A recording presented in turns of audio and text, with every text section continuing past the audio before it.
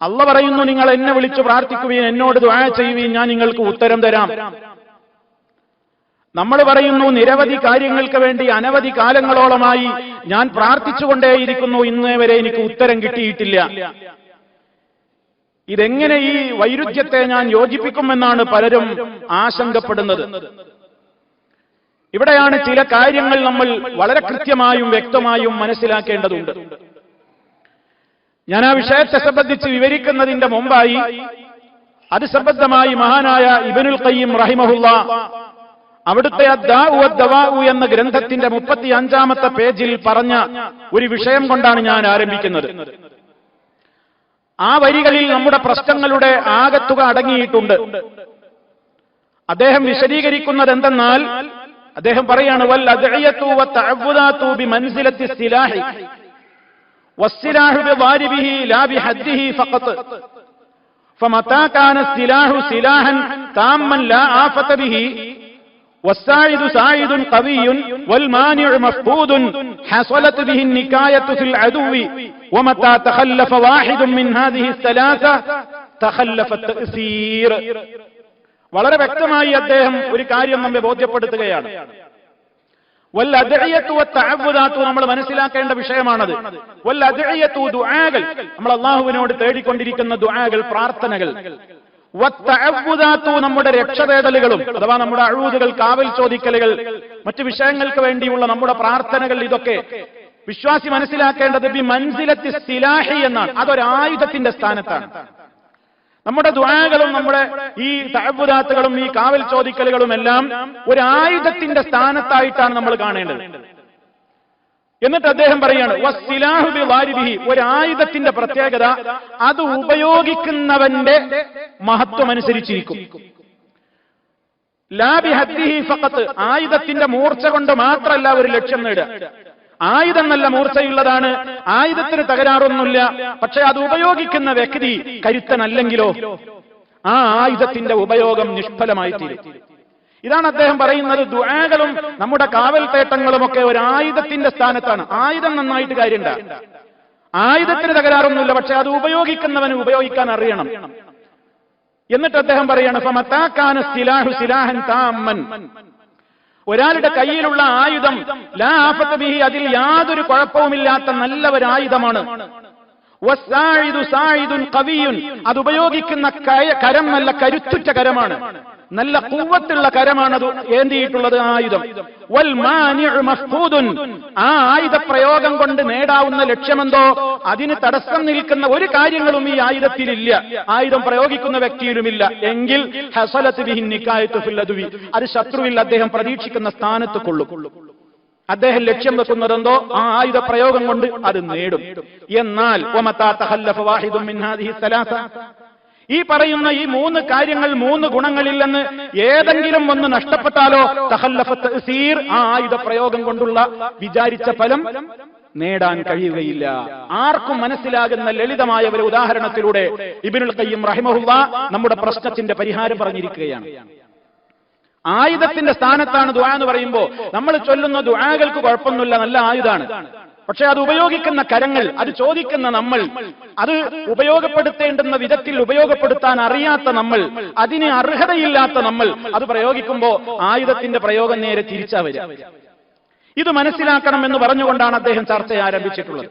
ഇതാണ് എനിക്കും എന്നോടെന്ന പോലെ നിങ്ങളോടും പറയാനുള്ളത്. നമ്മൾ ഒരിക്കലും നിരാശപ്പെടല്ല വേണ്ടത്. നമ്മുടെ ദുആകൾക്ക് തകരാറുണ്ടായിട്ടല്ല, അള്ളാഹ് പറഞ്ഞ വാചകത്തിൽ ഒരു കമ്മിയും വന്നിട്ടില്ല. അള്ളാഹുവിന്റെ വഅദ, അവന്റെ വാഗ്ദത്തം അവൻ ലംഘിക്കുന്ന പ്രശ്നമേയില്ല.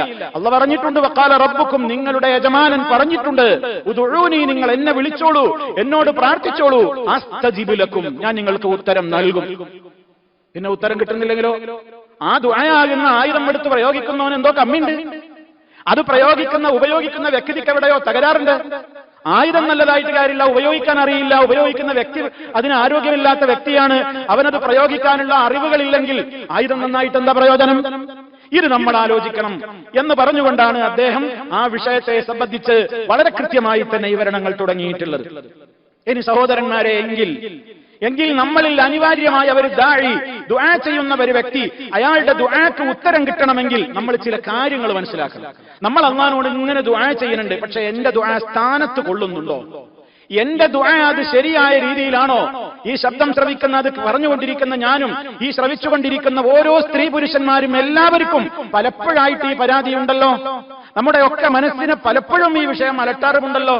ഞാൻ ഏതൊക്കെ സമയത്ത് പ്രാർത്ഥിച്ചു, തഹജ്ജുദിന്റെ നേരത്ത് ഞാൻ എത്ര ദുആ ചെയ്തു, പല സന്ദർഭങ്ങളിലും ഞാൻ പ്രാർത്ഥിച്ചിട്ടുണ്ട്, എനിക്ക് ഇന്ന് വരെ അത് കിട്ടിയിട്ടില്ല, എന്താ പിന്നെ അങ്ങനെ സംഭവിക്കാൻ എന്നിങ്ങനെ നമ്മുടെ മനസ്സിനെ വിഷമിപ്പിച്ച് ആ ഒരു പ്രാർത്ഥനയുടെ അവസ്ഥയിൽ നിന്ന് മാറി നിൽക്കാതെ എന്താണ് തന്നിലെ പ്രാർത്ഥനക്ക് ഉത്തരം ലഭ്യമാവാതിരിക്കാനുള്ള നിമിത്തങ്ങളിലേക്ക് ഒരു പുനർവിചിന്തനം നടത്തുകയും ആ ന്യൂനതകളെ തിരിച്ചറിയുകയും ചെയ്യുന്നിടത്താണ് നമ്മുടെ ബുദ്ധിയും തന്റെ ഇടവും വളരെ കൃത്യമായി വർക്ക് ചെയ്യേണ്ടത്.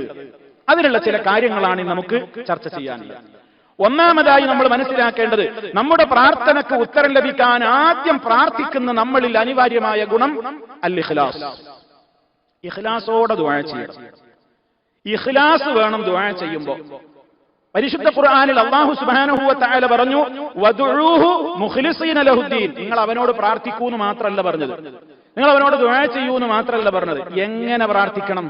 പ്രാർത്ഥിക്കുന്നവർക്ക് ഉണ്ടാകേണ്ട ഗുണമാ പറയുന്നത് മുഖ്ലിസീന, അവർ നല്ല മുഖ്ലിസീങ്ങളായിരിക്കണം. വദുഊഹു മുഖ്ലിസീന ലഹുദ്ദീൻ. സർവശക്തനായ അല്ലാഹുവിന് എല്ലാ നിലക്കും കീഴ്വണക്കത്തെ പൂർണ്ണമാക്കി ഇഖ്ലാസോടുകൂടെ വേണം നിങ്ങൾ അവനെ വിളിച്ചു ദുആ ചെയ്യാൻ. എന്താണ് ദുആയിലെ ഇഖ്ലാസ്? പണ്ഡിതന്മാർ വിശദീകരിച്ചു, വൽ ഇഖ്ലാസു ഫി ദുആഇ, ദുആയിലുള്ള ഇഖ്ലാസ് എന്ന് പറഞ്ഞാൽ അൽ ഹുവൽ ഇഅ്തിഖാദുൽ ജാസിം, ഉറച്ച വിശ്വാസം വേണം ദുആ ചെയ്യുന്ന നമുക്ക്. നല്ല ദൃഢമായ വിശ്വാസം വേണം. എന്ത്?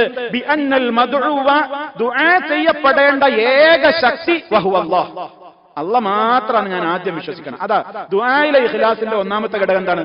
ലോകത്തെ എല്ലാരോടും എനിക്ക് ദുആ ചെയ്യാം, ആരോട് പ്രാർത്ഥിച്ചാലും അവരൊക്കെ ഉത്തരം തരും, അതൊക്കെ അല്ലാഹ് പണ്ടേ തീരെഴുതി കൊടുത്തിട്ടുണ്ട്. അള്ളാഹുവിനോട് ചോദിക്കുന്ന കാര്യങ്ങളൊക്കെ മറ്റുള്ളവരോടും ചോദിക്കാം, എങ്കിലേ യഥാർത്ഥ മുസ്ലിം ആകൂ എന്നൊക്കെ വിശ്വസിക്കുന്ന ആളുകളുണ്ട്. അള്ളാഹിനോടും പ്രാർത്ഥിക്കാം, മറ്റുള്ളവരോടും പ്രാർത്ഥിക്കാമെന്ന് ഒരുപോലെ വാദിച്ചുകൊണ്ടിരിക്കുന്ന ആളുകളുണ്ട്. ആ ദുആക്ക് ഇജാബത്തില്ല, അത് ദുആയിൽ ഇഖ്ലാസ് ഇല്ല. ദുആയുടെ ഇഖ്ലാസ് എന്ന് പറയുന്നത് അൽ ഇഅ്തിഖാദുൽ ജാസിം, ദൃഢമായി നമ്മൾ വിശ്വസിക്കണം. എന്ത്? ബിഅന്നൽ മദ്ഉവ വഹുവ അല്ലാഹു അസ്സ വജല്ല, അല്ലാഹ് മാത്രമേ പ്രാർത്ഥിക്കപ്പെടാൻ, ദുആ ചെയ്യപ്പെടാൻ കഴിവും കരുത്തുമുള്ള ഒരൊറ്റ ശക്തി അല്ലാഹ് മാത്രമേ ഉള്ളൂ. അവിടെ നമ്മളെ തൗഹീദ് ഉറച്ചു. അവിടെ ഒരു വിശ്വാസിയുടെ ലാ ഇലാഹ ഇല്ലല്ലാഹ് ഉറച്ചു, അവന്റെ തൗഹീദ് ഉറച്ചു. തൗഹീദ് ഉറക്കാത്തവന്റെ ദുആക്ക് എന്താ ഫലം? അപ്പൊ തൗഹീദ് ഉറപ്പിക്കണം. അല്ലാഹ് മാത്രമേ എനിക്ക് ദുആ ചെയ്യപ്പെടാൻ അർഹതയുള്ള ഏക ശക്തിയുള്ളൂ. ഹുവൽ ഖാദിറു വഹ്ദഹു അലാ ഖദാഇ ഹാജതിഹി, തന്റെ ആവശ്യങ്ങൾ നിവർത്തിച്ചു തരാൻ കഴിവുള്ള ഒരൊറ്റ ശക്തിയേയുള്ളൂ എനിക്ക്, അതെന്റെ റബ്ബാണ്, അതെന്റെ റബ്ബാണ്. വൽ ബുഅദു, അപ്പൊ അതോടൊപ്പം ഇതാണ് ആദ്യം ഉണ്ടാവേണ്ടത്. ഇഖ്ലാസ്, ദുആയിലുള്ള ഇഖ്ലാസ് എന്ന് പറഞ്ഞ ഒന്നതാണ്.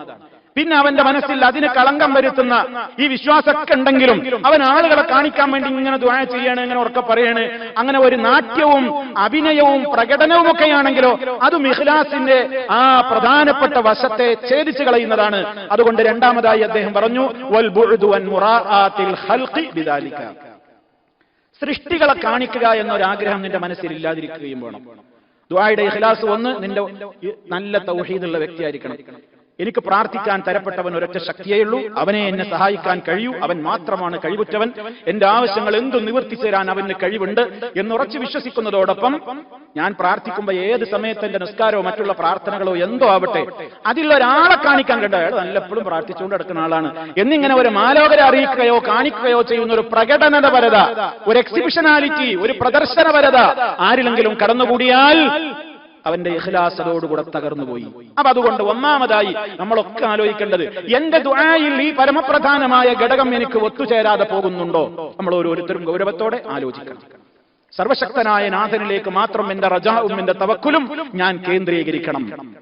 അവനിൽ നിന്ന് മാത്രമാണ് എനിക്ക് സഹായം കിട്ടുന്നതെന്ന് ഞാൻ ഉറച്ചു വിശ്വസിക്കണം. അവൻ മാത്രമാണ് എനിക്ക് തേടപ്പെടേണ്ടുന്ന ഒരേ ഒരു ശക്തി എന്ന് ഞാൻ ഉറച്ചു വിശ്വസിക്കണം. ആ നിലക്കുള്ള ഇഖ്ലാസ്. രണ്ടാമതായി വേണ്ടത് എന്താണ്? അത്തൗബത്തു വറുജൂഉ ഇലല്ലാഹ്. ദുആ ഇരക്കുന്നതിന്റെ മുമ്പ് എന്ത് പ്രശ്നമാണോ റബ്ബിന്റെ മുമ്പിൽ നമ്മൾ സമർപ്പിക്കുന്നത്, അതിന്റെ മുമ്പേ ദുആ ചെയ്യുന്ന വ്യക്തി അവന്റെ ഇന്നലകളിൽ സംഭവിച്ച പാപങ്ങളെക്കുറിച്ച് ഇസ്തിഗ്ഫാറും തൗബയും നടത്തണം. കാരണം അള്ളാഹുവിനോട് ചോദിക്കാൻ ഞാനൊരു യോഗ്യത നേടണ്ടേ? ആ യോഗ്യത എന്താ? ഒരുപാട് തെറ്റുകൾ ഇങ്ങനെ ചെയ്ത് അതിൽ തന്നെ ഉറച്ചു നിന്നുണ്ട് പിന്നെയും ചോദിക്കുന്നതിൽ അർത്ഥമില്ലല്ലോ. അതുകൊണ്ട് അള്ളാഹുവിനോട് ഇസ്തിഗ്ഫാർ വർദ്ധിപ്പിക്കുകയും തൗബ മുന്തിക്കുകയും ചെയ്യണം. മഹാനായ നൂഹ് നബി അലൈഹിസ്സലാത്തു വസ്സലാമിന്റെ കാലഘട്ടത്തിൽ അദ്ദേഹം തന്റെ ജനത ശിർക്ക് അടക്കമുള്ള പ്രവർത്തനങ്ങൾ, മോശപ്പെട്ട പല കാര്യങ്ങളും ഉണ്ടായിരുന്ന ആ ജനതക്ക് നിങ്ങളോട് അള്ളാഹ് പുറത്തു തരും, നിങ്ങൾ അവനോട് തേടിക്കോളൂ എന്ന് പറയുന്ന മുന്നോടിയായി മഹാനായ നൂഹ് നബി അലൈഹിസ്സലാം ആദ്യം തന്നെ പഠിപ്പിച്ചു കൊടുക്കുന്നത് എന്താണ്? ഫഖുൽ തുസ്തഗ്ഫിറൂ റബ്ബക്കും ഇന്നഹു കാന ഗഫാറാ യുർസിലിസ് സമാഅ അലൈക്കും മിദ്റാറാ വയുംദിദുകും ബിഅംവാലിൻ വബനീൻ ويجعل لكم جنات ويجعل لكم أنهارا ما لكم لا ترجون لله وقارا وقد خلقكم أطوارا. സൂറത്തു നൂഹിൽ അല്ലാഹു തആല അതിന്റെ മധ്യഭാഗത്ത് വളരെ കൃത്യമായിട്ട് പഠിപ്പിക്കണം. നൂഹ് നബി അലൈഹിസ്സലാം ജനതയോട് റബ്ബിലേക്ക് അടുക്കാനും റബ്ബിലേക്കുള്ള അവരുടെ പ്രത്യേകമായ മാനസികമായ ആ അടുപ്പമുണ്ടാക്കി തീർക്കാൻ വേണ്ടി അവരോട് ഉത്ബോധനം നടത്തും. ആദ്യം തന്നെ പറഞ്ഞു കൊടുക്കുകയാണ്, നിങ്ങൾ നിങ്ങളുടെ യജമാനനോട് പാപമോചന പ്രാർത്ഥന തേട്ടം ധാരാളം നടത്തുവീ. അങ്ങനെ നിങ്ങൾ അള്ളാഹിനോട് പൊറുക്കലിനെ ചോദിച്ചാൽ അള്ളാഹ് നിങ്ങൾക്ക് പുറത്തു തരും. അങ്ങനെ പുറത്തു തരുമ്പോ നിങ്ങൾക്ക് ഈ ക്ഷാമകാലം പോയിട്ട് ക്ഷേമകാലം അള്ളാഹു തരും. യുംദിദുകും ബിഅംവാലിൻ, സമ്പത്ത് കൊണ്ട് അവൻ നിങ്ങളെ സഹായിക്കും. വബനീന, സന്താനങ്ങളെ നൽകിക്കൊണ്ട് സഹായിക്കും. വയജഅൽ ലക്കും ജന്നാത്തിൻ, നിങ്ങൾക്ക് തോട്ടങ്ങൾ, സുഭിക്ഷമായ ഫലഭൂയിഷ്ഠമായ മണ്ണിൽ വിളയുന്ന തോട്ടങ്ങൾ അള്ളാഹു നിങ്ങൾക്ക് നിശ്ചയിച്ചു തരും. അവക്ക് ജലസേചന സൗകര്യാർത്ഥവും കുടിക്കാനും കുളിക്കാനും ഉതകുന്ന നിലക്കും. വയജഅൽ ലക്കും അൻഹാറ, നിങ്ങൾക്ക് നദികളെയും അള്ളാഹു നിശ്ചയിച്ചു തരും. മാലക്കും ലാ തർജൂന ലില്ലാഹി വഖാറ, എന്താ നിങ്ങൾക്ക് പക്ഷേ സംഭവിക്കുന്നത്? ആ റബ്ബിനെ കുറിച്ചുള്ള ഒരു വഖാർ, ഒരു ഗൗരവം, ഒരു ഭയം നിങ്ങളുടെ മനസ്സിൽ എന്തുകൊണ്ട് വരുന്നില്ല? വഖദ് ഖലഖക്കും അത്വാറ, അവനല്ലയോ ഘട്ടം ഘട്ടങ്ങളായി നിങ്ങളെ സൃഷ്ടിച്ചവൻ? എന്തേ പിന്നെ നിങ്ങൾക്ക് അവനോട് ഇത് നഷ്ടപ്പെട്ടു പോകുന്നത് എന്ന് ഗൗരവത്തോടെ നൂഹ് നബി അലൈഹിസ്സലാം പറഞ്ഞിടത്തും ഇസ്തിഗ്ഫാറിന്റെയും തൗബയുടെയും പ്രാധാന്യമാണ് പ്രത്യേകം എടുത്തു പറഞ്ഞിട്ടുള്ളത്. ഇതും നമ്മൾ മനസ്സിലാക്കണം. ഞാൻ എന്റെ ദുആകൾ അധികരിപ്പിച്ചിട്ടും എനിക്ക് ഉത്തരം കിട്ടാതെ പോകുന്നുവെങ്കിൽ ഞാൻ എന്റെ ഗതകാല ജീവിതത്തിന്റെ ചെയ്തികളിലേക്ക് ഒരു വിചിന്തനം നടത്തണം. റബ്ബേ, അതുകൊണ്ടായിരിക്കുമല്ലോ ഞാൻ ഈ ചോദിച്ചിട്ട് കിട്ടാത്തത്. അതുകൊണ്ട് അതൊന്ന് ക്ലിയർ ആക്കുക. അങ്ങനെ അള്ളാഹിനോട് ഇസ്തിഗ്ഫാറും തൗബയും നിരന്തരം എന്ത് ചെയ്യണം? വർദ്ധിപ്പിക്കണം. അത് ദിനേന അധികരിപ്പിക്കണം. എപ്പോഴെങ്കിലും ഒരു പ്രശ്നം ഉണ്ടാവുമ്പോൾ മാത്രമല്ല, നിത്യജീവിതത്തിന്റെ ഭാഗമാണ് തൗബയും ഇസ്തിഗ്ഫാറും. അതുകൊണ്ടല്ലേ ഒരു പാപത്തിന്റെയും കറ പുരണ്ടിട്ടില്ലാത്ത മഹാനായ അഷ്റഫുൽ വറ ത്വാഹ റസൂലുള്ളാഹി സ്വല്ലല്ലാഹു അലൈഹി വസല്ലം പോലും അദ്ദേഹം എന്താണ് പഠിപ്പിച്ചത്? വല്ലാഹ് ജനങ്ങളെ, അല്ലാഹുവിനെ തന്നെയാണ് ഇന്നി ലഅസ്തഗ്ഫിറുല്ലാഹ ഫിൽ യൗമി 100 മറ, ഞാൻ അല്ലാഹുവിനോട് ഡെയിലി 100 തവണ പൊറുക്കലിനെ ചോദിക്കുന്നുണ്ട്. എന്തിനാ? ക്ലിയർ ആക്കിക്കൊണ്ടേയിരിക്കണം. എന്താ അവിടെ ക്ലിയർ ആവാൻ ബാക്കി? ഒന്നുമില്ല. പക്ഷേ മനസ്സിൽ ഇങ്ങനെ ഒരു ബോധം, വല്ലതും പോരായ്മ ഉണ്ടോ, വല്ലതും പോരായ്മ വന്നോ, ആ കുറ്റബോധം, ഇങ്ങനെ കുറ്റം ചെയ്തിട്ടല്ലാതെയും കുറ്റബോധം നബി സല്ലല്ലാഹു അലൈഹി വസല്ലമിന്റെ മനസ്സിൽ ലോകത്തിന് വലിയ മെസ്സേജ് നൽകുകയാണ്. നിത്യജീവിതത്തിൽ ഇത് ധാരാളമാക്കണം. നബി സല്ലല്ലാഹു അലൈഹി വസല്ലം ഒരു സദസ്സിലൊക്കെ ഇരുന്ന് പിരിയുമ്പോഴേക്കും സഹാബിമാര് പറയുന്നുണ്ട്, ഒരു 100 തവണയൊക്കെ ഞങ്ങൾ പലപ്പോഴും ഇങ്ങനെ എണ്ണി എടുക്കാറുണ്ട്. അവിടുന്ന് ഇങ്ങനെ പറഞ്ഞുകൊണ്ടിരിക്കും, ഇടയ്ക്കിടയ്ക്ക് റബ്ബിഗ്ഫിർലി വതുബ് അലയ്യ ഇന്നക അൻത തവ്വാബുർ റഹീം. എന്റെ യജമാനായ റബ്ബേ, നീ എന്നോട് പൊറുക്കണം, എന്നോട് കരുണ ചെയ്യണം. നീ ഏറെ പൊറുക്കുന്നവനാണല്ലോ, ഏറെ കരുണ ചെയ്യുന്നവനാണല്ലോ. അപ്പൊ ഇസ്തിഗ്ഫാറും തൗബയും അധികരിപ്പിക്കൽ നമ്മുടെ ദുആക്ക് ഇജാബത്ത് കിട്ടുന്നതിനുള്ള ഒരു പ്രധാനപ്പെട്ട ആമുഖമാണ് എന്നതാണ് രണ്ടാമതായി നമ്മൾ മനസ്സിലാക്കേണ്ടത്. മൂന്നാമതായി അറിയേണ്ടത്, ദുആ ചെയ്യുമ്പോൾ അത്തളർറു വൽ ഖുശൂഉ വത്തദല്ലലു വറഗ്ബത്തു വറഹബ, ദുആ ചെയ്യുന്ന വ്യക്തിയുടെ മനസ്സിൽ ഉണ്ടാവേണ്ട ഗുണങ്ങളാണ്. തളർറു വേണം, വിനീതമായി പ്രാർത്ഥിക്കണം. ഖുശൂഅ് വേണം, ഭയഭക്തിയോടെ. അല്ലാഹ് നീ ഇത് സ്വീകരിക്കണേ എന്ന പ്രാർത്ഥന പ്രതീക്ഷയോടെ, സ്വീകരിച്ചിട്ടില്ലെങ്കിൽ എന്റെ കാര്യം അവതാളത്തിലാകുമല്ലോ എന്ന ഭയത്തോടെ. ഇതൊക്കെ പ്രാർത്ഥിക്കുന്ന നേരത്തെ നമുക്കുണ്ടാവും. നമ്മൾ ആലോചിക്കണം, നമുക്കിതൊക്കെ ഉണ്ടാവാറുള്ളൂ. നമ്മളിങ്ങനെ ഒരു ചടങ്ങിനെ, ചിലപ്പോൾ ആരെങ്കിലും പ്രാർത്ഥിക്കുന്നത് കേൾക്കുമ്പോൾ പ്രാർത്ഥിക്കുന്ന ആൾക്ക് ശ്വാസം മുട്ടുന്ന നേരത്ത് നമ്മൾ ആമീൻ പറഞ്ഞാൽ ശരിയാവും. എന്താ പറയുന്നത് ചോദിച്ചാൽ നമുക്ക് മനസ്സിലായില്ല. നമ്മുടെ മനസ്സതിൽ പങ്കെടുക്കുന്നില്ല, നമ്മുടെ മനസ്സ് അതിലേക്ക് കടന്നു വന്നിട്ടില്ല. നമ്മൾ എന്തൊക്കെയോ ചോദിക്കുന്നു, പക്ഷേ അവിടെ ഖുശൂഉം ഖുദൂഉം തദല്ലുലും റഗ്ബത്തും റഹബത്തും ഒന്നും മേമ്പൊടിയായി നമ്മുടെ ഹൃദയത്തിൽ വന്നില്ല. പിന്നെ നമ്മളിങ്ങനെ വെറുതെ എന്താ കുറ്റം പറയുന്നത്? ഞാൻ അള്ളാഹിനോട് എത്ര കാലമായി ചോദിക്കണം, എനിക്ക് ഉത്തരം കിട്ടുന്നില്ലല്ലോ. പക്ഷേ അള്ളാഹ് പറഞ്ഞ ഗുണങ്ങളും ഉപാധികളും നമ്മൾ പൂർത്തിയാക്കിയോ ഇല്ലേ എന്ന ചിന്ത നമുക്ക് വരുന്ന പോലുമില്ല. അവിടെയാണ്, നമ്മുടെ ഭാഗത്താണ് തകരാറ്. റബ്ബിന്റെ വചനത്തിന് ഒരു തകരാറുമില്ല, അത് 100% സത്യമാണ്. സദഖല്ലാഹ്. നമ്മിലാണ് പ്രശ്നം. നേരത്തെ പറഞ്ഞ ഉദാഹരണം ഓർക്കുക. ആയുധം വളരെ മൂർച്ചയുള്ളതാണ്, പക്ഷേ ഉപയോഗിക്കുന്നവന് ഉപയോഗിക്കാൻ അറിയാത്ത കുഴപ്പമാണ്. അതിന് ആയുധത്തെ കുറ്റം പറയരുത്. അപ്പൊ ഈ ചിന്ത നമ്മുടെ മനസ്സിൽ വരുമ്പോഴൊക്കെ നമ്മൾ ഇതിലേക്ക് ചിന്തിച്ചു നോക്കണം, എനിക്ക് ഈ ഗുണങ്ങളൊക്കെ ഉണ്ടോ? അല്ലാഹു തആല പറയാണ് ദുആ ചെയ്യാൻ പറഞ്ഞിടത്ത് ഉദൂ റബ്ബക്കും തദർറുഅൻ വഖുഫിയ ഇന്നഹു ലാ യുഹിബ്ബുൽ മുഅ്തദീൻ. സൂറത്തുൽ അഅറാഫിലെ 55-ാമത്തെ ആയത്തിൽ അല്ലാഹു പറയാണ് ഉദൂ റബ്ബക്കും, നിങ്ങളുടെ യജമാനനായ റബ്ബിനോട് നിങ്ങൾ ദുആ ചെയ്യുവീൻ. എങ്ങനെ? തദർറുഅൻ, തദർറുഅോടെ വിനയത്തോടെ ചോദിക്കണം. വഖുഫിയ, ഒച്ചയും വിളിയും ബഹളമൊന്നും ഉണ്ടാക്കാതെ വളരെ സ്വകാര്യമായി, കഴിയുന്നത്ര സ്വകാര്യമായി അള്ളാഹുവിനോട് നിങ്ങൾ ചോദിക്കൂ. ഇന്നഹു ലാ യുഹിബ്ബുൽ മുഅ്തദീൻ. ദുആയിൽ അതിര് കവിയുന്നവരെ അള്ളാഹു ഇഷ്ടപ്പെടുന്നില്ല. ദുആയിൽ അതിര് കവിയുന്നവരെ അള്ളാഹു ഇഷ്ടപ്പെടുന്നില്ല.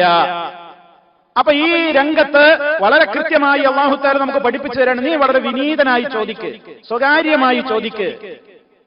ഇതിനാദാ റബ്ബഹു നിദാൻ ഖഫിയ. സക്കരിയ നബി അലൈഹി സ്വലാത്തു വസ്സലാമിനെ കുറിച്ച് പറഞ്ഞിടത്ത് അല്ലാഹു പറയാണ്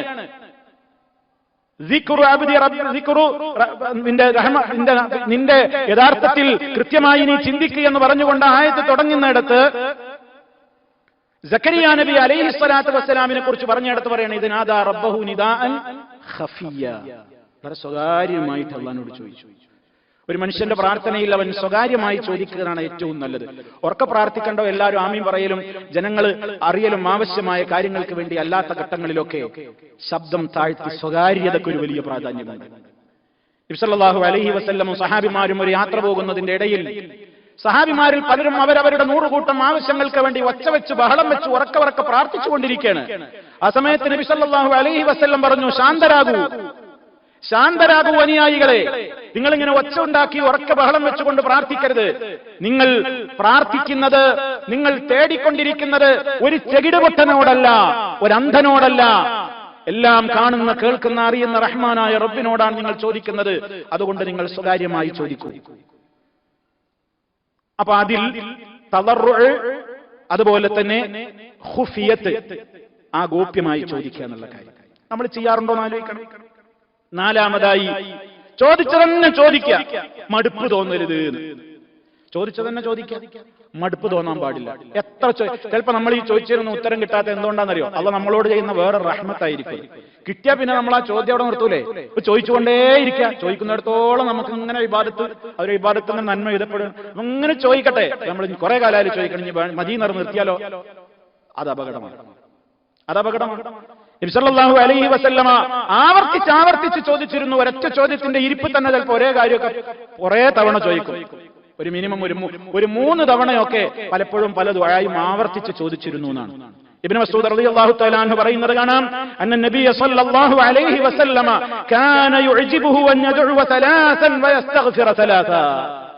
നബി സല്ലല്ലാഹു അലൈഹി വസല്ലമന് ഇഷ്ടമായിരുന്നു ദുആ ചെയ്യുമ്പോൾ 3 തവണ ചോദിക്കും, ഇസ്തിഗ്ഫാർ നടത്തുമ്പോൾ 3 തവണ അങ്ങനെ ആവർത്തിക്കും. അങ്ങനെ ആവർത്തിക്കുന്നതിൽ വിഷമം വേണ്ടതില്ല. ചില കാര്യങ്ങൾ അല്ലാഹുവിനോട് നിരന്തരമായി ചോദിക്കുക.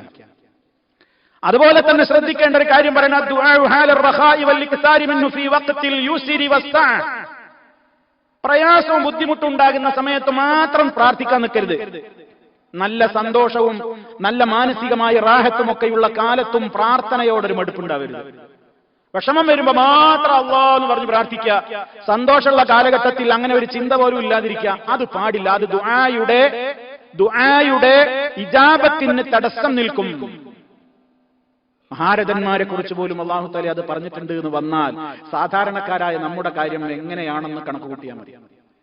യൂനുസ് നബി അലൈഹി സ്വലാത്തു വസ്സലാം മത്സ്യത്തിന്റെ വയറ്റിൽ അകപ്പെട്ടപ്പോ മഹാനായ പ്രവാചകൻ അവിടെ വെച്ച് പ്രാർത്ഥിച്ചു, ഫനാദാ ഫിൽ ളുലുമാതി അല്ലാ ഇലാഹ ഇല്ലാ അൻത സുബ്ഹാനക ഇന്നി കുന്തു മിനൽ ളാലിമീൻ. യൂനുസ് നബി അലൈഹി സ്വലാത്തു വസ്സലാം പ്രാർത്ഥിച്ചു, ഫസ്തജബ്നാ ലഹു, അല്ലാഹു പറയുന്നു നാം അദ്ദേഹത്തിന് ഉടനെ ഉത്തരം കൊടുത്തു. പക്ഷേ അത് പറഞ്ഞെടുത്ത് അല്ലാഹു വേറൊരു കാര്യം പറഞ്ഞു, ഫലൗലാ അന്നഹു കാന മിനൽ മുസബ്ബിഹീൻ ലലബിസ ഫീ ബത്നിഹി ഇലാ യൗമി യുബഅസൂൻ. ഫലൗലാ അന്നഹു കാന മിനൽ മുസബ്ബിഹീൻ. യൂനുസ് നമ്മോട് ഇതിന്റെ മുമ്പും എന്നെ വാഴ്ത്തുകയും എന്നോട് പ്രാർത്ഥിക്കുകയും ചെയ്യുന്ന വ്യക്തി അല്ലായിരുന്നുവെങ്കിൽ ലലബിസ ഫീ ബത്നിഹി, ആ മത്സ്യത്തിന്റെ വയറ്റിൽ അദ്ദേഹം കഴിച്ചുകൂട്ടേണ്ടി വരിക തന്നെ ചെയ്യുമായിരുന്നു. ഇലാ യൗമി യുബഅസൂൻ, പുനരുത്ഥാന നാൾ വരെ.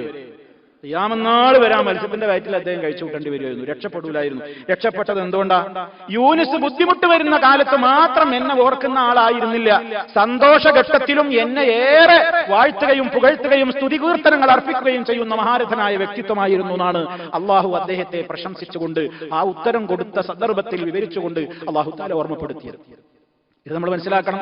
നമ്മൾ ഇടങ്ങേറും ബുദ്ധിമുട്ടും വരുമ്പോൾ മാത്രമുള്ളൂ നമുക്ക് ദുആയും നിസ്കാരവും സുന്നത്ത് നിസ്കാരവും സുജൂദിൽ നീണ്ട സുജൂദ് കിടക്കലും തയ്യാത്തിൽ നീണ്ട ചോദ്യവും നിസ്കാരം കഴിഞ്ഞിരുന്ന് ദുആ ചെയ്യലും കരയലും ഖുർആൻ ഓതലും ഒക്കെ നമുക്ക് എന്തെങ്കിലും ഒരു കാര്യം നേടാണ്ട് വിഷമുണ്ട് എന്നൊക്കെ വരുമ്പോൾ മാത്രം പറ്റൂല. നല്ല സന്തോഷം, നല്ല മാനസികമായ അവസ്ഥ, നല്ല നിനക്ക് സന്തോഷവും ഒരു ടെൻഷനില്ലാത്ത കാലത്തും ഇതേപോലെ നീ അള്ളാഹുവിനോട് ഇങ്ങനെ പ്രാർത്ഥിച്ചുകൊണ്ടേയിരിക്കണം. ദുആ ഒരിക്കലും ഒഴിവാക്കാൻ പാടില്ല. അങ്ങനെ ചെയ്താൽ അതുകൊണ്ട് നിനക്ക് പ്രയോജനം കിട്ടും. നബി സല്ലല്ലാഹു അലൈഹി വസല്ലം പറഞ്ഞു, തഅറഫ് ഇലല്ലാഹി ഫിർറഖാ, തഅറഫ് ഇലല്ലാഹി ഫിർറഖാ യഅരിഫ്ക ഫിശ്ശിദ്ദ. ഇമാം അഹ്മദ് റിപ്പോർട്ട് ചെയ്ത ഹദീസിൽ കാണാം, തഅറഫ് ഇലല്ലാഹി ഫിർറഖാ, നീ അല്ലാഹുവിലേക്ക് നിന്റെ ആഗ്രഹങ്ങളും പ്രതീക്ഷകളും ഒക്കെ നീ എപ്പോഴും പറഞ്ഞുകൊണ്ടിരിക്കണം. എപ്പോ? നിനക്ക് നല്ല സന്തോഷമുള്ള ഘട്ടത്തിൽ. എങ്കിൽ യഅരിഫ്ക ഫിശ്ശിദ്ദ, നിന്റെ സന്താപഘട്ടത്തിൽ അവൻ നിന്നെയും ഓർക്കും. നിനക്ക് നല്ല സന്തോഷമുള്ള കാര്യത്തിൽ നീ അള്ളാഹനെ ഓർക്കലുണ്ടോ?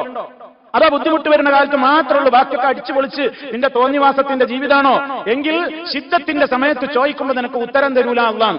നിന്നെ ശിദ്ധത്തിൽ അവൻ സഹായിക്കണോ? നിനക്ക് നല്ല റഹാ ഉണ്ടാകുമ്പോ നീ അവനോട് ഏറ്റവും തളർറോടെ പ്രാർത്ഥിച്ചു കൊണ്ടിരിക്കണം. അപ്പൊ നമ്മൾ ആലോചിക്കണം, എനിക്ക് ഈ സ്വഭാവം ഉണ്ടോ?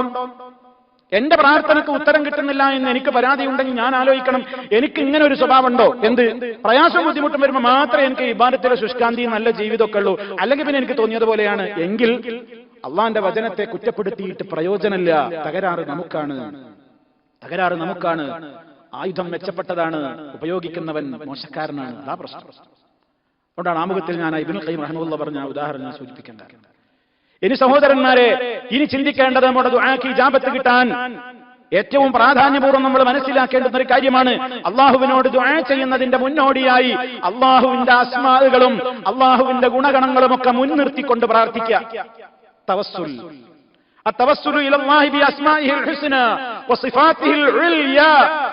അള്ളാഹുവിന്റെ അസ്മാഉൽ ഹുസ്നകൾ, അത്യുന്നതമായ അവന്റെ പേരുകൾ നമ്മുടെ ദുആയിൽ ഇങ്ങനെ കടന്നു വരണം. ഫലില്ലാഹിൽ അസ്മാഉൽ ഹുസ്ന ഫദ്ഉഹു ബിഹാ, ഫലില്ലാഹിൽ അസ്മാഉൽ ഹുസ്ന, അല്ലാഹുവിന് ഏറ്റവും മെച്ചപ്പെട്ട കുറെ പേരുകളുണ്ട്. ഫദ്ഉഹു ബിഹാ, അതുകൊണ്ട് നിങ്ങൾ അവനെ വിളിക്കൂ. നമ്മൾ അല്ലാഹു യാ ഖവി, യാ അസീസ്, അല്ലാഹുവിന്റെ പേരുകളാ. യാ ഖവി, ഓരോ വിഷയത്തിന് യോജിക്കുന്ന നിലക്കുള്ള ഇസ്മുകൾ ചേർത്ത് വിളിക്കുക. അപ്പൊ നമ്മൾ റോഹിംഗ്യൻ മുസ്ലിമീങ്ങൾക്ക് വേണ്ടി അള്ളാഹുവിനോട് പ്രാർത്ഥിക്കുകയാണ്. അതുപോലെ തന്നെ അവരെ എതിർത്തുകൊണ്ടിരിക്കുന്ന, അവരെ മർദ്ദിച്ചുകൊണ്ടിരിക്കുന്ന ശക്തികൾക്കെതിരെ അള്ളാഹുവിനോട് ചോദിക്കുമ്പോ നമ്മൾ അള്ളാഹിനെ വിളിക്കണം, യാ ഖവി, യാ അസീസ്, യാ ജബ്ബാർ. എന്തിനും പോന്ന കഴിവുറ്റ ശക്തനായ റബ്ബേ, എന്ത് നടപടിയും എടുക്കാൻ കേൾപ്പിച്ച നാഥ, അന്തസ്സുള്ള അസീസായ ജബ്ബാറായ അധികാരമുള്ള പവറുള്ള നാഥായ ഖഹാർ, ഇങ്ങനെ അള്ളാഹിനോട് പറയും. നമ്മൾ അള്ളാഹിനോട് റബ്ബേ എന്റെ സൽക്കർമ്മങ്ങൾ, എന്റെ കർമ്മങ്ങൾ സ്വീകരിക്കണേ എന്ന് പറയുമ്പോൾ പറയണേ, അവിടെ നമ്മൾ യാ ഖവി എന്നല്ല വിളിക്കുന്നത്. അപ്പൊ നമ്മൾ എന്താ പറയുന്നത്? റബ്ബനാ തഖബ്ബൽ മിന്നാ ഇന്നക അൻതസ് സമീഉ അൽ അലീം. നീ എല്ലാം കേൾക്കുന്നവനാണല്ലോ, അള്ളാഹിന്റെ പേരാണ് സമീഉ, എല്ലാം നീ അറിയുന്നവനാണല്ലോ. അൽ അലീം, അസ്മാഉൽ ഹുസ്ന, ഖവി, അസീസ്, സമീഉ, അതുപോലെ തന്നെ ബസീർ, ഖദീർ, മുജീബ്, എല്ലാം അള്ളാഹുവിന്റെ ആ നാമങ്ങൾ മുൻനിർത്തിക്കൊണ്ട് അവ ഇടയിൽ വെച്ചുകൊണ്ട് നമ്മുടെ പ്രാർത്ഥനയിൽ ആദ്യത്തിലും അവസാനത്തിലും ഇടക്കുമൊക്കെ അങ്ങനെ അതിങ്ങനെ കടന്നു വരണം. റബ്ബി ഗ്ഫിർലി വതുബ് അലയ്യ ഇന്നക അൻതത് തവ്വാബ്. തവ്വാബ് അസ്മാഉൽ ഹുസ്നയിൽപ്പെട്ടതാണ്. ഇന്നക അൻതത് തവ്വാബുർ റഹീം അസ്മാഉൽ ഹുസ്നയാണ്. ഇന്നക അൻതത് തവ്വാബുൽ ഗഫൂർ, ഗഫൂർ, യാ ഗഫാർ, യാ ഗഫാർ ഒക്കെ അസ്മാഉൽ ഹുസ്നയാണ്. ആ നാമങ്ങൾ അള്ളാഹ്ക്ക് വലിയ ഇഷ്ടമാണ്. അള്ളാഹിനെ ഏറ്റവും നല്ല പേരിലൂടെ അങ്ങനെ വിളിക്കുന്നതിന് അള്ളാഹ്ക്ക് വലിയ ഇഷ്ടമാണ്. അങ്ങനെ വിളിക്കണം. നേരെ മറിച്ച് ആളുകൾ എന്ത് ചെയ്യും? ഇതൊക്കെയാണ് മാറ്റി നിർത്തിയിട്ട് ബിഹഖ്, ജാഹ്, ബർക്കത്ത്, അള്ളാഹു അല്ലാത്തവരുടെ പേര് പറഞ്ഞിട്ട് അവരെ ഹക്ക് കൊണ്ട് എന്റെ കാര്യം സാധിപ്പിച്ചേരണേ, അവരുടെ ജാഹ് കൊണ്ട്, മറ്റൊരു ബർക്കത്ത് കൊണ്ട് എന്നൊക്കെ പറയുന്ന ബിദ്അത്തായ പ്രാർത്ഥനകൾ നിർവഹിക്കുന്നു. അതുകൊണ്ട് ഫായിദയില്ല, പ്രയോജനമില്ല. മറിച്ച് അള്ളാഹുവിലേക്ക് നീ തേടേണ്ടത്, അള്ളാഹുവിന്റെ മുമ്പിൽ നീ നിർത്തേണ്ടത്, റബ്ബിന്റെ മുമ്പിൽ നിന്റെ കാര്യങ്ങൾ ചോദിക്കുമ്പോൾ നീ അവൻ ഇഷ്ടപ്പെട്ട അവന്റെ നാമങ്ങൾ മുഖേന വിളിച്ചുകൊണ്ട് അവനോട് പറയാം, അള്ളാഹ് നീ എനിക്ക് കഴിവുള്ളവനാണ്, നീ എല്ലാം കേൾക്കുന്നവനാണ്. ഖദീറായ റബ്ബേ നിനക്കെല്ലാം കഴിയുമല്ലോ. മുജീബായ റബ്ബേ എന്തും നിനക്ക് ഉത്തരം ചെയ്യാൻ കഴിയുന്നവനല്ലേ. ഏത് ശക്തനെയും ഒതുക്കാൻ കഴിവുള്ള കവിയായ അസീസായ ജബ്ബാറായ റബ്ബേ, അല്ലാഹുവിന് ഇഷ്ടമുള്ള വിളികളായ എല്ലാവരുടെ നാമങ്ങളാ. ഫലില്ലാഹിൽ അസ്മാഉൽ ഹുസ്ന ഫദ്ഉഹു ബിഹാ.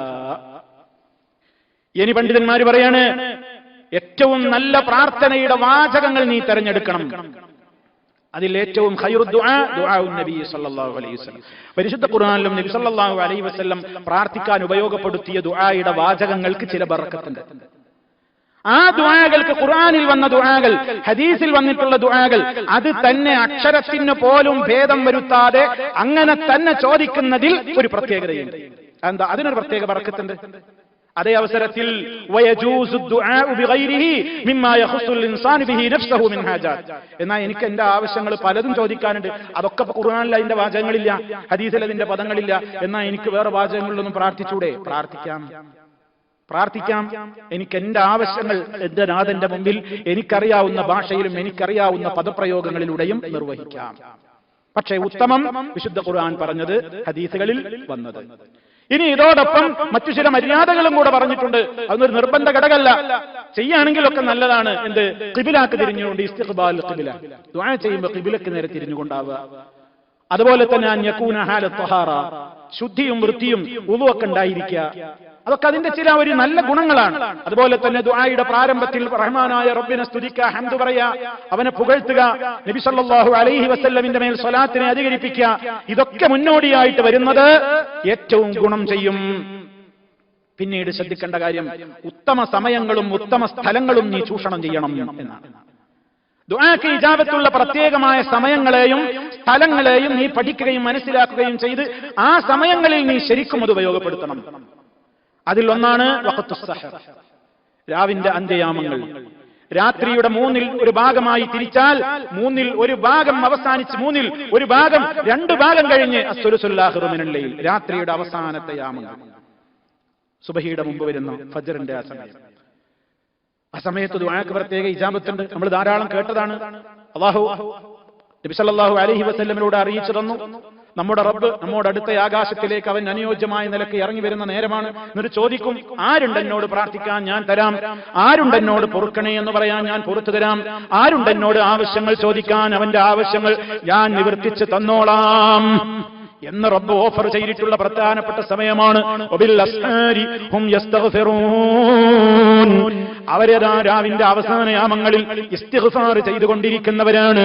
വൽ മുസ്തഗ്ഫിരീന ബിൽ അസ്ഹാർ, മുഅ്മിനീങ്ങളെ കുറിച്ച് മറ്റൊരു സ്ഥലത്ത് അങ്ങനെയാണ് പറയുന്നത്, അസ്ഹാറുകൾ രാവിന്റെ അന്ത്യയാമങ്ങളിൽ പൊറുക്കലിനത്തേട്ടം അധികരിപ്പിക്കുന്നവരാണ്, അങ്ങനെ ചോദിക്കുന്നവരാണ്.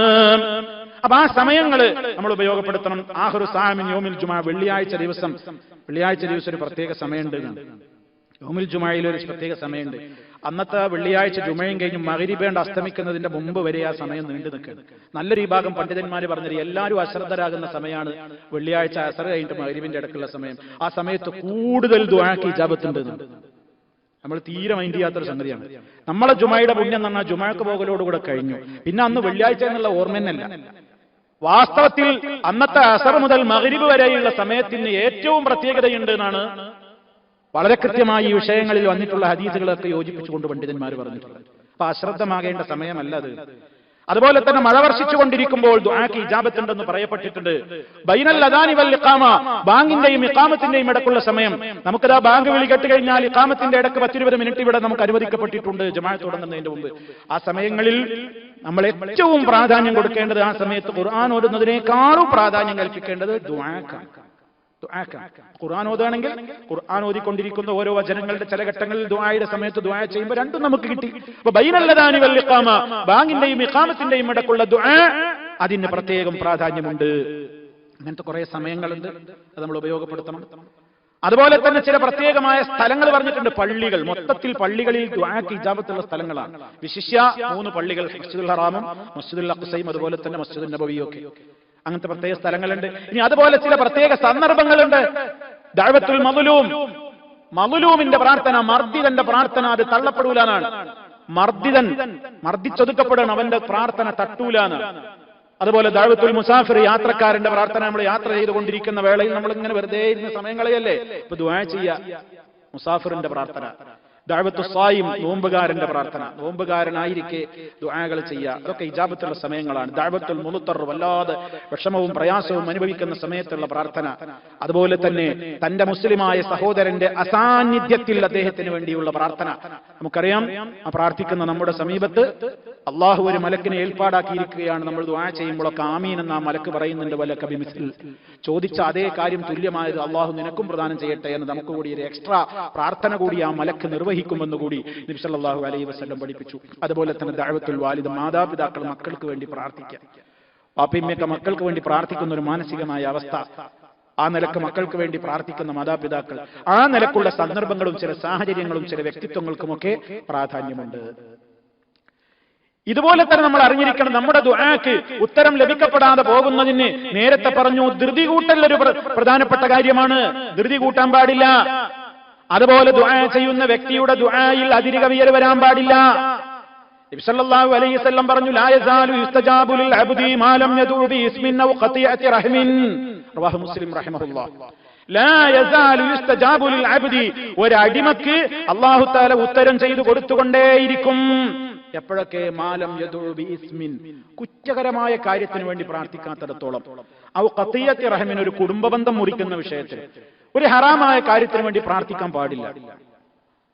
എനിക്ക് നല്ല ആരോഗ്യം തരണേ, അവന് രണ്ട് കൊടുക്കാൻ, എനിക്ക് നല്ല ആരോഗ്യം തരണേ, എനിക്ക് ഇന്നടുത്ത് പോകാൻ. ഹറാമായ കാര്യം ചെയ്യാനായി ആരോഗ്യം ചോദിക്കണേ. ഹറാമായ കാര്യത്തിന് വേണ്ടി, ഹറാമിന്റെ വിജയത്തിന് വേണ്ടി, ഹറാം അവന് കിട്ടാൻ വേണ്ടി ഒക്കെ ഇസ്മ്, പാപകരമായ കാര്യത്തിന് വേണ്ടി പ്രാർത്ഥിക്കുക. കുടുംബബന്ധം വിച്ഛേദിക്കുന്ന വിഷയത്തിൽ ഞങ്ങൾ മിലിഞ്ഞ് വേണ്ട, ആ ബന്ധം മുറിച്ചു കളയാൻ പഠിച്ചു, ഞങ്ങൾക്ക് ഇനി ഒന്നിച്ചു പോകാൻ കഴിയില്ല, മുറിച്ചു കളയണം എന്നൊക്കെ ബന്ധം മുറിക്കുക, അതൊന്നും ചോദിക്കാൻ പാടില്ലാത്ത കാര്യങ്ങളാണ്. അതോടൊപ്പം പ്രത്യേകം പറഞ്ഞു, പ്രാർത്ഥനയ്ക്ക് ഉത്തരം ലഭിക്കപ്പെടാതെ പോകുന്ന മനുഷ്യൻ തന്റെ ജീവിതത്തിൽ ഹറാമുകൾ ചെയ്തുകൊണ്ടിരിക്കുന്നുണ്ടോ എന്ന് 100 ആവർത്തി ആലോചിക്കണം. വളരെ പ്രധാനമായ ഘടകമാണ്. അവൻ ഹറാമുകൾ ചെയ്തുകൊണ്ടിരിക്കുകയാണ്. പണ്ഡിതന്മാർ പറഞ്ഞു, ഉഖൂഖുൽ വാലിദൈൻ ഉദാഹരണം പറഞ്ഞു. ഉഖൂഖുൽ വാലിദൈൻ, ഉമ്മാനെയും ബാപ്പാനെയും ബുദ്ധിമുട്ടിക്കുക, അവരെ കണ്ണീര് കുടിപ്പിക്കുക, അവരെ പ്രയാസപ്പെടുത്തുക. അങ്ങനത്തെ മനുഷ്യനവന്റെ ജീവിതത്തിൽ ഇനി എത്ര ദ്വാരുന്നിട്ടും കാര്യമൊന്നുമില്ല. ആ ദുആക്ക് ഇജാബത്ത് കിട്ടാതെ തടഞ്ഞു നിൽക്കുന്നേ.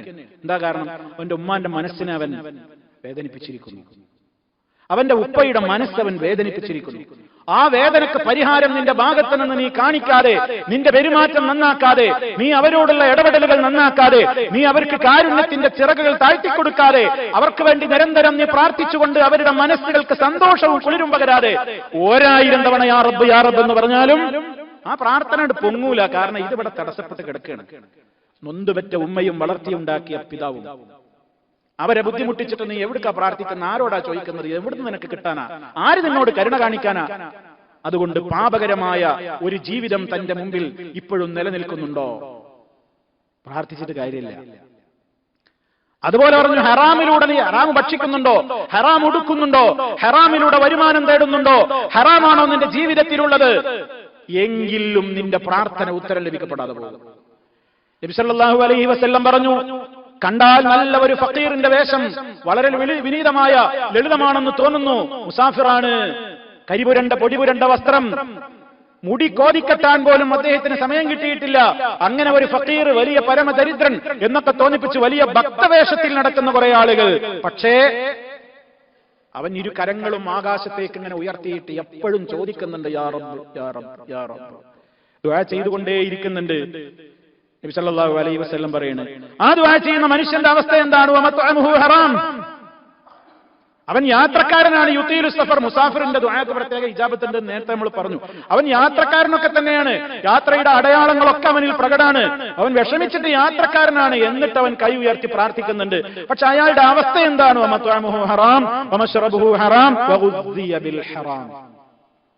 അയാളുടെ വരുമാന മാർഗം, അയാളുടെ ഇൻകം, അയാളുടെ ഭക്ഷണം, അതിലൂടെ നേടുന്ന വസ്ത്രം, അതിലൂടെ നേടുന്ന പാനീയം, അതിലൂടെ നേടുന്ന ജീവിതത്തിന്റെ എല്ലാ സംവിധാനങ്ങളും ഹറാമാണ്, പച്ച ഹറാമാണ്. ഫഅന്നാ യുസ്തജാബു ലിദാലിക്, പിന്നെ അവൻ എങ്ങനെ ഉത്തരം കിട്ടാനാണ്? അള്ളാന്റെ റസൂലായി പറയുന്നത്, പിന്നെ അങ്ങനെ ഉത്തരം കിട്ടാനാണ്?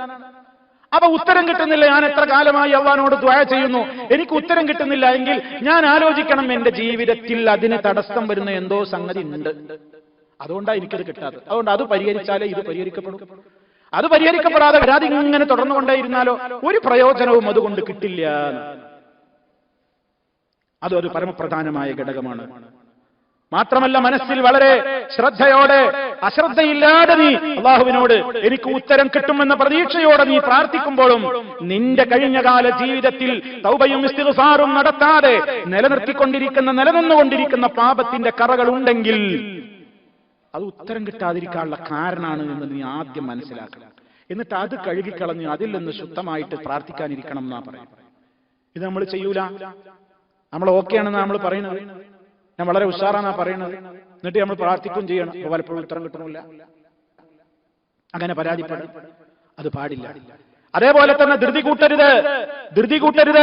നബി സല്ലല്ലാഹു അലൈഹി വസല്ലം പറഞ്ഞു, യുസ്തജാബു ലിഅഹദികും മാ ലം യഅജൽ, നിങ്ങളിൽ ഒരാൾക്ക് പ്രാർത്ഥിക്കുന്നതിന് ഉത്തരം കിട്ടും മാ ലം യഅജൽ, ധൃതി കൂട്ടാത്തിടത്തോളം കാലം. സഹാബത്ത് എന്തായി ധൃതി കൂട്ടുക എന്ന് പറഞ്ഞാൽ, പ്രാർത്ഥനയിൽ ധൃതി കൂട്ടുക എന്ന് പറഞ്ഞാൽ എന്താ? കാരണം ഒരു മനുഷ്യൻ പറയലാണ് ദഅഉതു ഫലം യസ്തജിബ് ലി, ഞാൻ എത്ര പ്രാർത്ഥിച്ചു, ഞാൻ കുറെ പ്രാർത്ഥിച്ചു, എനിക്ക് ഉത്തരം കിട്ടിക്കാണില്ല എന്ന് പറയലാണ് തിരക്കൂട്ടൽ. ആ പറഞ്ഞു നടക്കണവന് പിന്നെ ഉത്തരം കിട്ടുന്നില്ല, അത് തിരക്കൂട്ടലാണ്. മാത്രല്ല മറ്റൊരു റിപ്പോർട്ടിൽ കാണാം, ഫയസ്തഹ്സിറു ഇൻദ ദാലിക, അവൻ വല്ലാതെ വിഷമിക്കും, സങ്കടപ്പെടും, ദുഃഖിക്കുകയൊക്കെ ചെയ്തിട്ട് വയദഉ ദുആ, ഇനി ദുആർക്ക് അന്നെ കിട്ടൂല എന്ന് പറഞ്ഞോ ദുആനെ ഒഴിവാക്കും. വയദഉ ദുആ, ദുആയിനെ അവൻ ഒഴിവാക്കും. അങ്ങനെ പ്രാർത്ഥനയുടെ ലോകത്ത് നിന്ന് തന്നെ അവൻ പുറത്തു പോകും. അങ്ങനത്തെവർക്കും ഉത്തരം കിട്ടൂല. അതുകൊണ്ട് ധൃതി കൂട്ടാൻ പാടില്ല. ഇതിൽ നിന്ന് അള്ളാഹുവിനോട് ഗൗരവത്തോടെ കാവൽ ചോദിച്ചിട്ടുണ്ട് നബി സല്ലല്ലാഹു അലൈഹി വസല്ലം. അവിടുത്തെ പ്രാർത്ഥനകളിൽ കാണാം, സഹാബത്ത് പറയാണ്, കാന മിൻ ദുആഇൻ നബി സല്ലല്ലാഹു അലൈഹി വസല്ലം അല്ലാഹുമ്മ ഇന്നി അഊദു ബിക മിൻ ഇൽമിൻ ലാ യൻഫഅ വമിൻ ദുആഇൻ ലാ യുസ്മഅ വമിൻ ഖൽബിൻ ലാ യഖ്ശഅ വമിൻ നഫ്സിൻ ലാ തശ്ബഅ. ഇബ്നു മാജ റിപ്പോർട്ട് ചെയ്ത ഹദീസിൽ കാണാം. അവിടുത്തെ പ്രാർത്ഥനയുള്ള ഒരു പ്രാർത്ഥനയാണ്, അല്ലാഹുമ്മ ഇന്നി അഊദു ബിക മിൻ ഇൽമിൻ ലാ യൻഫഅ, ഉപകാരമില്ലാത്ത പ്രയോജനമില്ലാത്ത അറിവില്ലെന്ന് ഞാൻ നിന്നോട് കാവൽ ചോദിക്കുന്നു. ഒരു ഇൽമ കിട്ടുകയാണെങ്കിൽ ആ ഇൽമ എനിക്ക് ഉപകാരപ്പെടണം, ഇല്ലെങ്കിൽ ഞാനും ജാഹിലും തമ്മിൽ വ്യത്യാസമല്ല. എങ്ങനെയാണെങ്കിൽ അയാൾക്ക് അറിവില്ലായിട്ട് അയാൾ ചെയ്യണില്ല, ഞാൻ അറിവുണ്ടായിട്ട് ചെയ്യണില്ല, പിന്നെ അതുകൊണ്ടെന്താ കാര്യം? അപ്പൊ എനിക്ക് ആ ഇൽമ പ്രയോജനപ്പെട്ടില്ല. അല്ലാഹുമ്മ ഇന്നി അഊദു ബിക മിൻ ഇൽമിൻ ലാ യൻഫഅ, ഉപകാരമില്ലാത്ത അറിവില്ലെന്ന് നിന്നോട് ഞാൻ കാവൽ ചോദിക്കുന്നു. വമിൻ ദുആഇൻ ലാ യുസ്മഅ, കേൾക്കപ്പെടാതെ പോകുന്ന പ്രാർത്ഥനയിൽ നിന്നും അല്ലാഹുവേ നിന്നോട് ഞാൻ അഭയം ചോദിക്കുന്നു. കേൾക്കപ്പെടാതെ പോകുന്ന പ്രാർത്ഥന അതേതാ? അല്ലാഹുവിനോട് ചോദിച്ചിട്ട് കേൾക്കപ്പെടുന്നില്ല, ഉത്തരം കിട്ടുന്നില്ല, എത്ര ചോദിച്ചിട്ടും കിട്ടുന്നില്ല. അങ്ങനെയുള്ള പ്രാർത്ഥന എനിക്ക് ഏതെങ്കിലും നിലക്ക് ഉത്തരം കിട്ടണം റബ്ബേ, ഞാൻ വിചാരിക്കുന്ന കാര്യമായിക്കൊള്ളുന്നില്ല, ഉത്തരം കിട്ടാത്തൊരു പ്രാർത്ഥനയില്ലെന്ന് ഞാൻ നിന്നോട് കാവൽ ചോദിക്കുന്നു. വമിൻ ഖൽബിൻ ലാ യഖ്ശഅ, ഭയഭക്തി തൊട്ട് തീണ്ടിയിട്ടില്ലാത്ത ഹൃദയത്തിൽ നിന്നും നിന്നോട് ഞാൻ കാവൽ ചോദിക്കുന്നു. ഖുശൂഇല്ലാത്തൊരു ഖൽബ്. ഇന്നത്തെ കാലഘട്ടത്തിൽ ഏറ്റവും വലിയ പ്രശ്നത നമ്മുടെ ഖൽബുകളിൽ ഖുശൂഇല്ല, പേടിയില്ല, പടച്ചോനെ പേടിയില്ല, അതുകൊണ്ട് ഒന്നും കേട്ടാൽ നടുങ്ങുന്നില്ല, കണ്ണുനീര് വരുന്നില്ല. ഖുശൂഇല്ല ഹൃദയങ്ങൾ. വമിൻ ഖൽബിൻ ലാ യഖ്ശഅ, അല്ലാഹുവിനെ പേടിയില്ലാത്തൊരു ഖൽബ് എനിക്ക് വേണ്ട. എന്റെ ഹൃദയത്തിൽ നിന്നെക്കുറിച്ചുള്ള പേടി നീ എനിക്ക് എപ്പോഴും വിട്ടു തരണം. അപ്പോഴല്ലേ നമുക്ക് തിന്മയിൽ നിന്ന് വിട്ടു നിൽക്കാൻ കഴിയും, അപ്പോഴല്ലേ നന്മ ചെയ്യാനുള്ള ആവേശം ഉണ്ടാകും. അപ്പൊ ഖുശൂഅ് നഷ്ടപ്പെട്ടാൽ നമ്മൾ തെമ്മാടിയാകും, ഖുശൂഅ് നിലനിൽക്കുന്നിടത്തോളം മുത്തഖിയാകും. അതുകൊണ്ടാണ് ആ തേട്ടം വമിൻ ഖൽബിൻ ലാ യഖ്ശഅ, ഖുശൂഅ് തീണ്ടിയിട്ടില്ലാത്തൊരു ഹൃദയത്തിൽ നിന്ന് നിന്നോട് ഞാൻ കാവൽ ചോദിക്കുന്നു. നാലാമത് പറയണോ, മിൻ നഫ്സിൻ ലാ തശ്ബഅ, ആർത്തി തീരാത്തൊരു മനസ്സിൽ നിന്ന് നിന്നോട് ഞാൻ കാവൽ ചോദിക്കുന്നു. ആർത്തി അവസാനിക്കുന്നില്ല, നിറയുന്നില്ല, എത്ര കിട്ടിയാലും സമാധാനമില്ല, എന്നും പരാതിയാണ്, എന്നും ടെൻഷനാണ്, എന്ത് കിട്ടിയാലും മതിയാകുന്നില്ല, ആർത്തി തീരുന്നേയില്ല, വയറ് നിറയുന്നേയില്ല. അങ്ങനെ ആർത്തിയും കൊതിയും തീരാത്തൊരു കൽബും കൊണ്ട് നടക്കുക. അങ്ങനത്തെ മനുഷ്യനൊന്നും സമാധാനത്തോടെ ഉറങ്ങാൻ കഴിയോ? അവൻ കഴിക്കുന്ന ഭക്ഷണത്തിന് എന്ത് മുന്തിയ ഭക്ഷണമാണെങ്കിലും രുചി ഉണ്ടാവുമോ? കാരണം അവന് സമാധാനം നഷ്ടപ്പെട്ടിരിക്കുന്നു. കാരണം അവർക്ക് എന്ത് കിട്ടിയിട്ടും പോരാന്നാ പറയുന്നത്. അവന്റെ മനസ്സ് നിറയുന്നില്ല. അങ്ങനത്തെ ഒരു അവസ്ഥ അത് വലിയൊരു ദുരന്താണ്. അതിൽ നിന്ന് അള്ളാഹുവിനോട് കാവൽ ചോദിക്കുക. അപ്പൊ ഈ 4 കാര്യങ്ങൾക്ക് ചോദിച്ച കൂട്ടത്തിൽ ഇപ്പൊ എന്ത് ഉൾപ്പെടുത്തി അവിടുന്ന്? കേൾക്കപ്പെടാതെ പോകുന്ന, ഉത്തരം ലഭിക്കപ്പെടാതെ പോകുന്ന പ്രാർത്ഥനയിൽ നിന്ന് അള്ളാഹുവിനോട് ഞാൻ കാവൽ ചോദിക്കും. നമ്മൾ മനസ്സിലാക്കേണ്ട സഹോദരങ്ങളെ, നമ്മൾ ചോദിക്കുന്ന ചോദ്യങ്ങൾക്ക് ചിലപ്പോൾ നമ്മൾ വിചാരിക്കുന്ന ആ സമയത്ത് ഉത്തരം കിട്ടിക്കൊള്ളണമെന്നൊന്നുമില്ല. അത് നമ്മളെ കുഴപ്പമൊന്നുമില്ല, ആയിരിക്കണമെന്നില്ല. മഹാരഥന്മാരായ അമ്പിയാക്കൾക്ക് ചോദിച്ചിട്ട് കൊല്ലങ്ങൾ കഴിഞ്ഞിട്ട് ഉത്തരം കിട്ടിയ സംഭവങ്ങളില്ലേ? മഹാനായ യാക്കൂബ് നബി അലൈഹിസ്സലാത്തു വസ്സലാം പൊന്നോമന പുത്രനായ യൂസുഫ് നബി അലൈഹിസ്സലാമിന്റെ തിരോധാനത്തിന്റെ ശേഷം എത്ര സംവത്സരങ്ങളാണ് മഹാനവറുകൾ കരഞ്ഞ് കരഞ്ഞ് റബ്ബിനോട് പ്രാർത്ഥിച്ചത്? എന്റെ മോൻ എനിക്ക് തിരിച്ചു തരണം, എത്ര കാലം തേടി മഹാനായ യാക്കൂബ് നബി അലൈഹിസ്സലാം. കിട്ടിയതോ അറിഞ്ഞിടത്തോളം പ്രമാണബദ്ധമായ ചരിത്രം വെച്ച് നോക്കുമ്പോൾ 30 വർഷങ്ങൾക്ക് ശേഷം.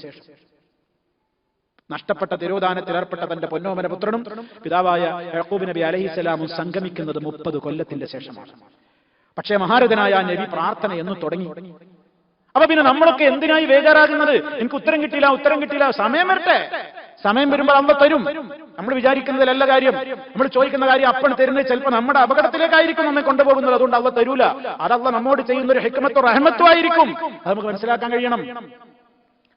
അള്ളാന്റെ ഒരു പ്രവാചകനായിരുന്നില്ലേ യാക്കൂബ് നബി അലൈഹിസ്സലാം. അതുപോലെ അയ്യൂബ് നബി അലൈഹിസ്സലാമിന് എത്ര പ്രയാസങ്ങളും പരീക്ഷണങ്ങളും ഉണ്ടായി. മഹാനവറുകൾ പ്രാർത്ഥിച്ചില്ലേ? കുറെ കഴിഞ്ഞിട്ടല്ലേ ഉത്തരം കിട്ടിയത്. പ്രാർത്ഥിച്ചിട്ടുണ്ടാവുമല്ലോ നേരത്തെ. കുറെ കാലം കഴിഞ്ഞിട്ടല്ലേ കുറെ പരീക്ഷണങ്ങളിൽ അദ്ദേഹം വിധേയനായില്ലേ? കാരണം പല മക്കളും മരിച്ചുപോയി, പിന്നെ വേറെ മക്കളല്ല കൊടുത്തു. അപ്പൊ കാലം കുറയില്ലേ ഇതിനൊക്കെ? അപ്പൊ ചോദിക്കുമ്പോഴൊക്കെ എനിക്കുള്ള ഉത്തരം കിട്ടണം. ഞാനെന്ത് തിരക്കൂട്ടുന്നത്? ഞാൻ ചോദിക്കുന്ന സംഗതി എനിക്ക് പെട്ടെന്ന് തരണേ, ഇപ്പൊ തരണോ, അതോ തീരെ തരണ്ടേ എന്നൊക്കെ തീരുമാനിക്കാൻ ഹക്കീമായ അലീമായ എന്റെ റബ്ബിനാ കഴിയാന്ന് എന്തുകൊണ്ട് എന്റെ മനസ്സിനെ പഠിപ്പിക്കാൻ എനിക്ക് ക്ഷമയില്ല? അവിടെയാണ് നമ്മുടെ തകരാറാണ് ഉത്തരം കിട്ടാത്ത പ്രശ്നം നമ്മൾ ആലോചിക്കേണ്ടത്. ഒരു കൊച്ചുകുട്ടി, ചെറിയ കുട്ടി, എട്ടും പൊട്ടും തിരിയാത്തൊരു കുട്ടി ഒരു കളിപ്പാട്ടത്തിന് വേണ്ടി കത്തുന്ന സ്റ്റവിൽ ഇങ്ങനെ കത്തിക്കൊണ്ടിരിക്കുമ്പോൾ അതിൽ കൈയിടാൻ വേണ്ടിയിട്ട് അതെനിക്ക് പിടിക്കണമെന്ന് ഉമ്മാനോട് വാശി പിടിച്ച് കരയാണ്. ഉമ്മ കൊന്നാൻ സമ്മതിക്കൂല, അതിമേൽക്ക് അടുക്കാൻ സമ്മതിക്കുന്നില്ല. കുട്ടി കരയാഞ്ഞിട്ടാണോ? കുട്ടിക്ക് ആഗ്രഹമില്ലാഞ്ഞിട്ടാണോ? പക്ഷെ ഉമ്മാക്കറിയാ എന്റെ മോനിപ്പൊ ഞാൻ ആ തീയാണ് കൊടുത്താൽ അവനത് വെന്തുപോകും, അത് അപകടമാണ്. ഇതാണ് മനുഷ്യന്റെ അവസ്ഥയെങ്കിൽ റഹ്മാനായ അലീമായ ഹക്കീമായ ത്രികാലജ്ഞാനിയായ റബ്ബിനും അവന്റെ ഓരോ അടിമകളെ കുറിച്ചും അറിയാം. ചോദിക്കുന്നത് അവനിപ്പോ കൊടുക്കണോ, കുറച്ച് കഴിഞ്ഞിട്ട് കൊടുക്കണോ, അതോ തീരെ കൊടുക്കണ്ടേ? അതിനനുസരിച്ച് അള്ള തീരുമാനം എടുത്തോളും. നമ്മളതിനെ സങ്കടപ്പെടുന്നത്? നമ്മൾ ദുആ ചെയ്തുകൊണ്ടേയിരിക്കുക. എനിക്കെന്താ നല്ലതെന്ന് എനിക്കറിയൂല. പക്ഷെ തൽക്കാലം ആ കുട്ടി കരഞ്ഞ് ആ കുട്ടിക്കുമ്മനോട് ദേഷ്യമൊക്കെ തോന്നും. കാരണം കുട്ടിക്കറിയില്ല എന്താ സംഭവം എന്ന്. പക്ഷെ അള്ളാഹ്ക്കറിയാലോ, ഉമ്മാക്കറിയാലോ. അത് കൊടുത്താൽ പറ്റൂല. റഹ്മാനായ റബ്ബിനറിയാം നിനക്കിപ്പോ തന്നാ ശരിയാവൂല. പക്ഷെ എനിക്കപ്പം ഇങ്ങനെ സങ്കടം വരും. എന്ത് ഞാൻ ചോദിച്ചിട്ട് തരാത്തി? എത്ര ഞാൻ ചോദിക്കണം? തഹജ്ജുദും ഖിയാമുൽ സുജൂദും ഒക്കെ എത്ര കാലായി ചോദിക്കണം, കിട്ടണില്ലല്ലോ. അങ്ങനെ പറയാനേ പാടില്ല. അതതിന്റെ സമയവും അള്ളാഹ് തരും, ചിലപ്പോൾ തീരെ തരൂല. നമ്മുടെ മനസ്സിനെ പഠിപ്പിക്കേണ്ടുന്ന ഒരൊറ്റ കാര്യം കൂടി പറഞ്ഞുകൊണ്ട് ഞാൻ അവസാനിപ്പിക്കുകയാണ് ഈ വിഷയം. നബി സല്ലല്ലാഹു അലൈഹി വസല്ലം പറഞ്ഞു, മാ മിൻ മുസ്ലിമിൻ യദ്ഉ ബിദഅവത്തിൻ ലൈസ ഫീഹാ ഇസ്മുൻ വലാ ഖതിയത്തു റഹ്മിൻ ഇല്ലാ അഅതാഹു അല്ലാഹു ബിഹാ ഇഹ്ദാ തലാത്തിൻ ഇമ്മാ അൻ തുഅജ്ജല ലഹു ദഅവതുഹു വഇമ്മാ അൻ യദ്ഖിറഹാ ലഹു ഫിൽ ആഖിറ വഇമ്മാ അൻ യസ്രിഫ അൻഹു മിന അസ്സൂഇ മിസ്ലഹാ ഖാലൂ ഇദൻ നുക്സിർ ഖാല അല്ലാഹു അക്സർ. നമ്മുടെ മനസ്സിനെ നമ്മൾ പഠിപ്പിക്കേണ്ട ഒരു പ്രധാനപ്പെട്ട. ഇതോടുകൂടെ നമ്മളെല്ലാം പരാതി അവസാനിക്കും. ഇനി ഇങ്ങനത്തെ ടെൻഷൻ ഉണ്ടാകാൻ പാടില്ല. ഞാൻ ദുആ ചെയ്യണം, ഞാൻ എത്ര കാലമായി ചോദിക്കണം, എനിക്ക് കിട്ടിയില്ലോ എന്നുള്ള പരാതി ഇനി ആരും പറയരുത്. ഇത് അവസാനത്തെ ഈ പരിഹാര വാചകം.